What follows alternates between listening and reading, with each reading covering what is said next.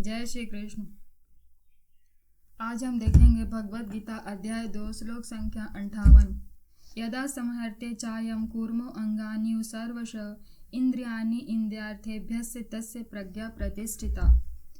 जिस प्रकार कछुआ अपने अंगों को संकुचित करके खोल के भीतर कर लेता है, उसी तरह जो मनुष्य अपनी इंद्रियों को इंद्रिय विषयों से खींच लेता है वह पूर्ण चेतना में दृढ़ता पूर्वक स्थिर होता है। अर्जुन आगे जिज्ञासा उत्पन्न करता है कि एक स्थित प्रज्ञ व्यक्ति कैसे अपने मन को, अपने इंद्रियों को अपने वश में करता है, कैसे उसे संयमित करता है।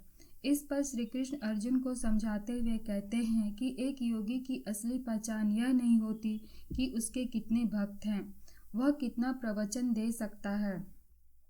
उसकी परीक्षा तो यह होती है कि वह अपने इंद्रियों को अपने अनुसार अपने वश में कर पाता है या नहीं।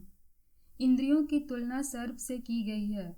जिस प्रकार सर्प बिना किसी नियंत्रण के स्वतंत्रता पूर्वक कर्म करते हैं, इधर उधर विचरते हैं, उसी तरह हमारी इंद्रियां भी होती हैं जो अलग अलग दिशा में भागती हैं। परंतु एक सपेरा जिस प्रकार अपने हुनर से विषैले सर्प को भी अपने वश में कर लेता है, उसी तरह एक योगी को सपेरे की तरह प्रबल होना चाहिए, जो अपने इंद्रियों को अपने वश में करके उसे अपने अनुसार चला सके। यहाँ पर सर्वश्रेष्ठ उदाहरण कछुए का देते हुए श्री कृष्ण कहते हैं कि एक स्थित प्रज्ञ व्यक्ति को कछुए की तरह होना चाहिए।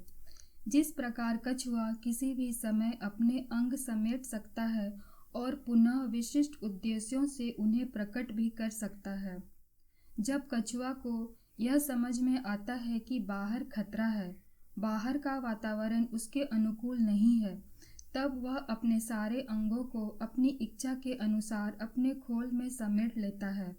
और जब वातावरण उसके अनुकूल रहता है, कोई खतरा नहीं होता, तब वह अपने अंगों को अपने कवच से बाहर निकाल कर चलता है।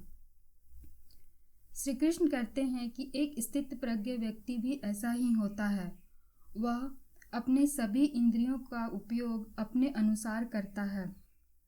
वह अपनी सभी इंद्रियों को भगवान की सेवा में लगाता है और अन्य जगह अपनी सभी इंद्रियों को संकोच लेता है।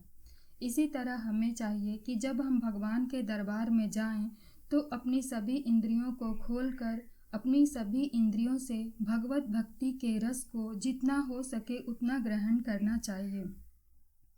अपनी आँखों से ईश्वर के मनोरम छवि को देखें, कानों से भजन कीर्तन का आनंद लें, मुख और जिह्वा से कीर्तन प्रवचन करें, ईश्वर का प्रसाद ग्रहण करें, हाथों से ईश्वर की सेवा करते हुए उन्हें स्पर्श करें।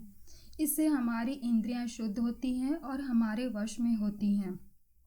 और बाहर जहाँ वातावरण ईश्वर भक्ति के प्रतिकूल हो, जहाँ लोभ, मोह, क्रोध, ईर्ष्या, चुगली, विषय वासना जैसा वातावरण हो, वहाँ हमें अपनी सभी इंद्रियों को संकुचित कर लेना चाहिए। इसी तरह एक योगी को होना चाहिए कि वह अपनी सभी इंद्रियों को अपने वश में रखे और अपनी इच्छा के अनुसार इंद्रियों का उपयोग करे, ना कि इंद्रियों की इच्छा के अनुसार कोई कर्म करे। श्री कृष्ण अर्जुन को यही उपदेश दे रहे हैं कि वह अपनी इंद्रियों का उपयोग अपनी आत्मतुष्टि में न लगाकर भगवान की सेवा में लगाए, अर्थात जो कृष्ण कह रहे हैं उसके अनुसार कर्म करे। यही सबसे बड़ी भक्ति है और इंद्रियों का सही उपयोग है। धन्यवाद। जय श्री कृष्ण।